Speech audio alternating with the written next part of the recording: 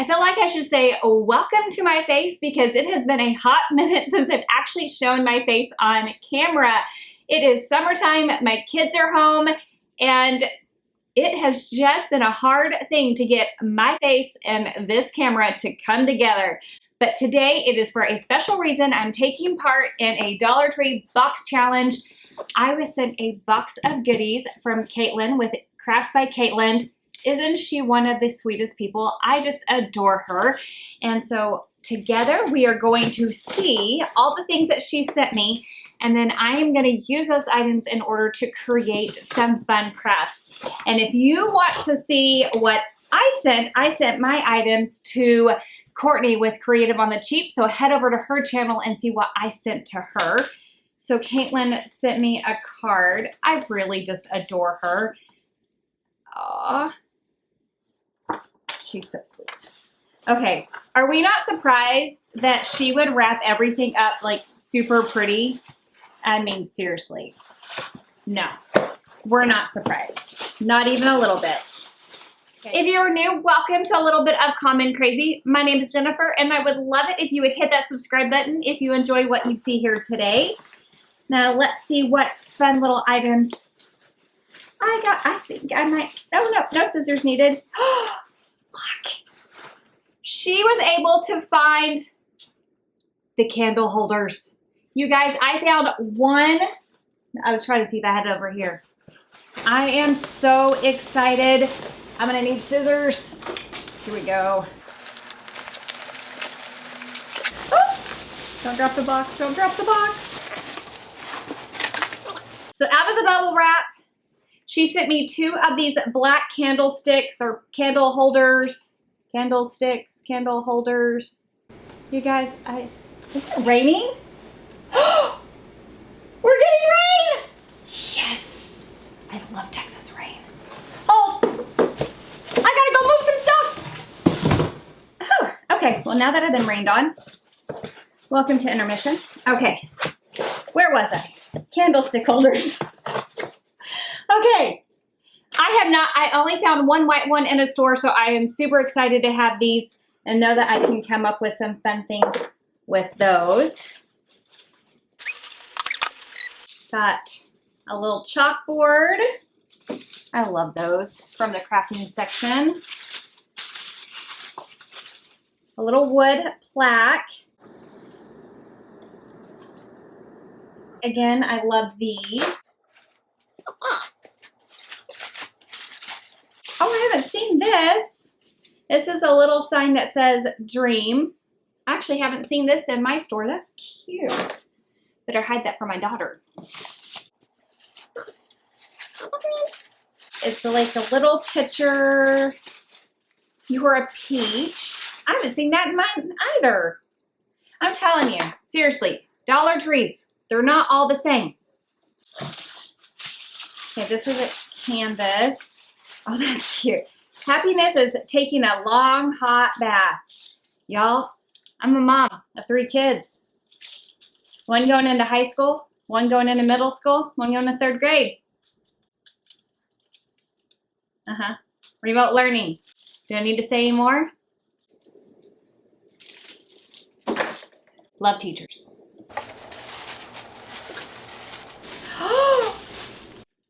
I never see this at mine. So she sent me this little berry in the floral section. I'm telling you, I actually never see this. It's always gone in the fall. Well, that and every other store got fall except for mine is still like working on getting some. So I am excited to do something with that. I'm like trying to guess what things are before I open them. I got a package of the wooden rulers. I've seen some fun things with those. Slow down, Jennifer. We also sent each other some more difficult items to work with, and she let me know in her card she wrapped hers up in the pink. So these are her more challenging items. Wish me luck. I'm curious what she sent me. Katelynn, I hope you weren't too hard on me. Let's see. Okay. She sent me a package of building circles.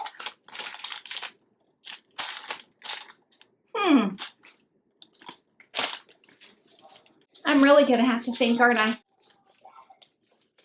And a package of the foam. It says shape puzzles. It's a 9-piece puzzles and it's foam. Okay. Well, using these items and pulling some items from my stash, let's get creating.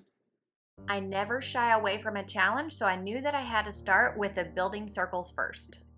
The other supplies I grabbed were my hot glue gun, E6000, binder clips, the little 10mm plurals, gold spray paint, and my miter shears. Using the miter shears, I clipped the ends off of 2 of the round discs. Now, I will tell you, it does take a little bit of force, and you might want to wear some protective eyewear because, as you can see, I'm trying really hard not to have the pieces fly across the room. But if you aren't putting your hand on top of them, they will fly across the room. So once you have your 2 ends clipped off, now you can assemble it, and you want to assemble your pieces before you paint them.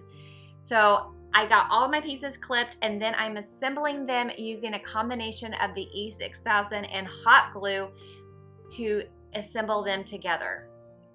So I'm using 3 pieces of the building circles, 2 of the cut pieces and just 1 whole piece, and I'm assembling them together, and then in the center of that is where I'm adding the binder clip. Now, to keep the binder clip in place, that's where I'm going in with the hot glue gun, and I'm adding the hot glue on top of that and holding it until that hot glue sets up. Once I let the E6000 set up long enough, which for me was overnight, I went in with my gold spray paint and gave them a good coating. I always like to flip things upside down to spray paint first. Once I let that dry, then I will flip them onto their sides to make sure that I am able to get that top a really beautiful coat of spray paint as well. As you can see, these look so good. And the last little added touch is I'm going to use some E6000 to add a pearl right there in the center. And now I have some really inexpensive, beautiful napkin rings that I plan on using for Thanksgiving. And I think, well, let me just tell you, I'm quite surprised that this little challenge item turned out as well as it did. And I'm really super pleasantly surprised. For this project, I'm using 3 of the items from my box. I will also be using Waverly's chalk paint in white and elephant, and my hot glue gun. So to start off with, I am deconstructing the little You're a Peach sign. I wanted to break it apart before I painted it. So I just cut the ribbon off the back, and then I pushed in order to separate the center part of the sign from the frame part of the sign. I wasn't too concerned about saving or any that center part because I wasn't going to be using it the way it was.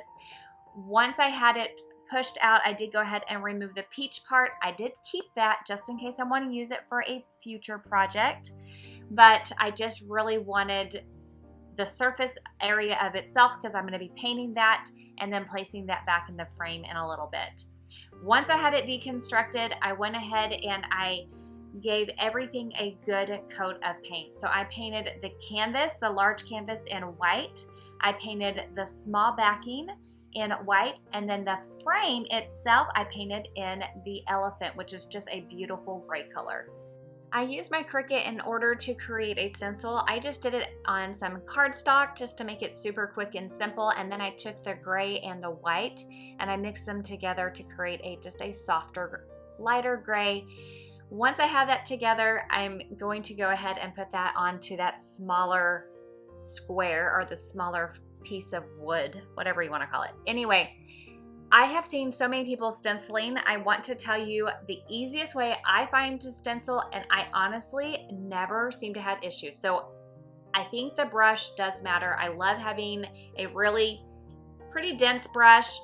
For smaller stencils, I like to use a round brush like this one.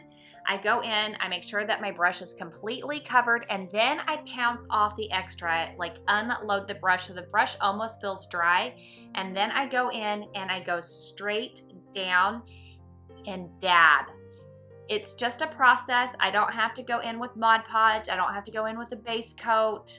None of that stuff. If you could just go straight down with an almost dry brush, you'll turn out with a beautiful stencil every time.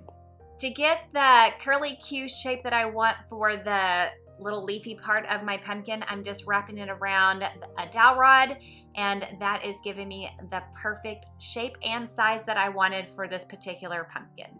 I use a pair of wire cutters in order to get it to the length that I want. I prefer that over scissors because I just don't want to damage my scissors trying to cut the wire of the floral. So that's just a personal preference, but you do you. I used just a little dab of hot glue in order to attach that right below the stem of the pumpkin, and then a raffia bow to cover up where that met.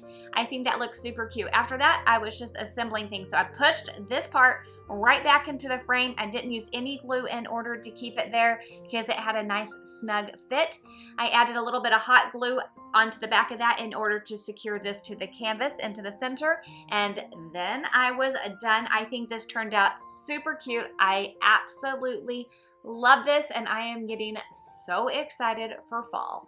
There are so many different fun things you can do with this chalkboard, and it makes a great base for a double-sided sign.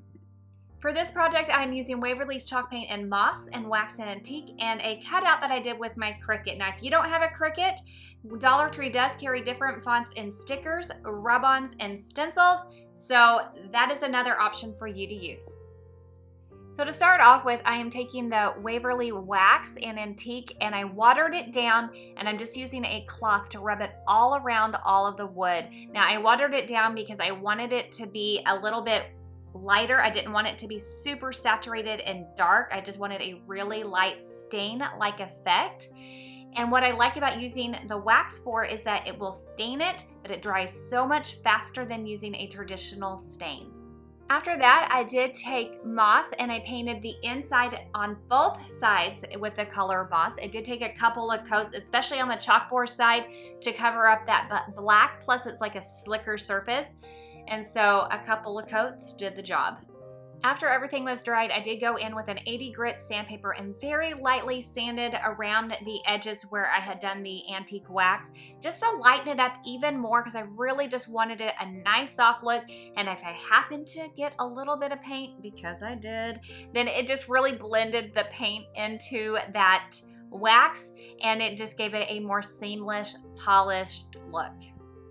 The last thing for me to do is add my vinyl, or if you were gonna do stencil or stickering, this is the part where you would do that.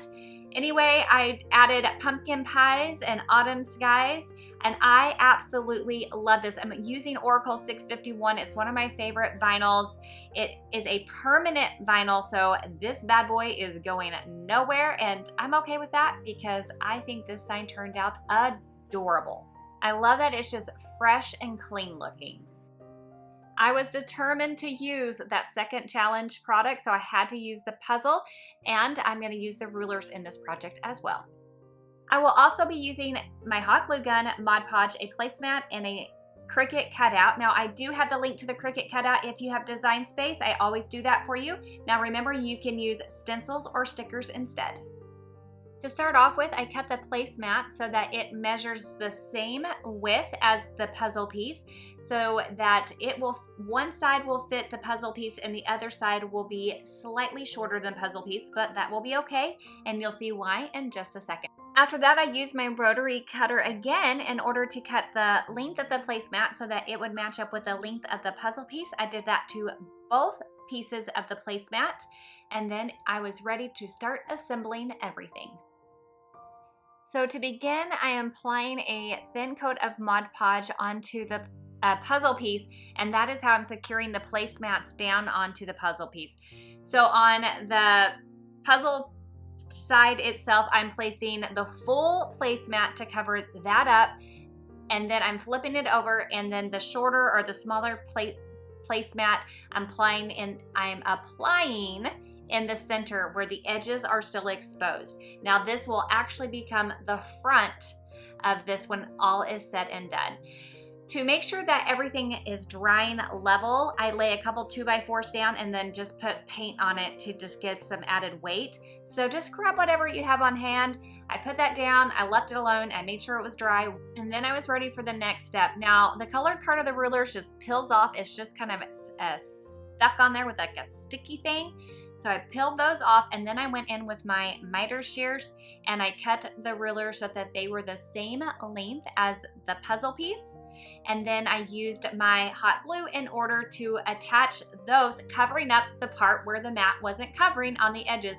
So, like I said, you never even knew that the mat was a little bit too small in order to not cover up that front of the puzzle piece. After that, I went in and I applied my Cricut cutout that I had already done. Now, it wasn't the easiest thing to stick onto this. I'm going to tell you right now, it took me a minute to peel the transfer tape back, and I had to kind of fidget with it a little bit. But once I peeled that transfer tape back and I got the vinyl on there, the vinyl is on there, it's good, it's stuck, but getting it from the transfer tape to the mat took a little bit more effort than I normally like. Thankfully, I love the finished product, so it was worth it in the end. I absolutely love these candlesticks that Dollar Tree has, and I'm so grateful that Katelynn sent them to me. Now, I think they are great the way they are, but I wanted to go ahead and paint them using some of Waverly's Color in Moss. This is one of my favorite colors going into fall, but it makes a great color all year round. So I gave it a good couple coats of the moss. Once it dried, I went in with a white wax. This will seal it and protect it, and it also toned the color down just a little bit. And then I put the wax on, I wiped it off, and these were good to go. I almost did not paint these, but I'm so glad that I did. I think they turned out beautiful. For the base of this project, I'm using this dream sign. I absolutely love this project, and I hope you guys will too. The supplies I used were scrapbook paper, Mod Podge, and a Cricut cutout. Now, I will have the link to that below, but you can also use stickers, rub-ons, and stencils that you can get at the Dollar Tree. The first thing I did was to remove the word dream from the front of the sign. I like to get in there with anything nice and skinny to help loosen it up and get that off. After that, I like to get any of the loose paper off just by peeling that off so that it's not interfering when I go to apply my scrapbook paper. I will go in with some sandpaper to make sure that's nice and smooth. I then removed the sticker off the back. A heat gun will help you get that off nice and quick. As you can see, my scrapbook paper is already cut roughly to the size of my sign, but not exactly. So I'm using a thin coat of Mod Podge. A thin coat is how you avoid bubbles. And then I apply my scrapbook paper on there, get it lined up how I want it. You get a little bit of playtime, and then you smooth it out. I like to just use my hands. Some people like to go in and use tools. I just use my hands, my favorite tools ever. Once the Mod Podge has set up, I go in with a sandpaper, and that is how I get my pretty edges. I like to sand away from the edge, not towards. I sand away, and then sometimes I'll go side to side to finish it up. But the main thing that you're gonna do is sand away, and it's like the paper and the sign become one. You will get the perfect trim if you try it this way. So I don't lose where the holes originally were. I go ahead and I poke them out on the first side. After that, I repeat the exact same thing on the back side by applying my scrapbook paper with the Mod Podge and then sanding off the edges. Then I am ready to apply my vinyl decal. But first, I make sure that you can see the hole on both sides. That way, when I'm done, I can put the original rope back through, tie a knot, and it is ready to be hung. Now, this sign is a little bit cheeky, and I know it, and it's especially for moms with kids at home right now. So on the one side, it says, "Come in, snuggles and cuddles welcomed," but on the other side it says, "Hello, I love you, now turn around and go and play." Sometimes we all just need a little time to ourselves. If you enjoyed these today, I hope you will hit that like button and subscribe, and don't forget to check out that playlist so you can see what everyone got in their boxes and what they created with them. Thank you so much for stopping by today, and I'll check you out in the next one. Bye!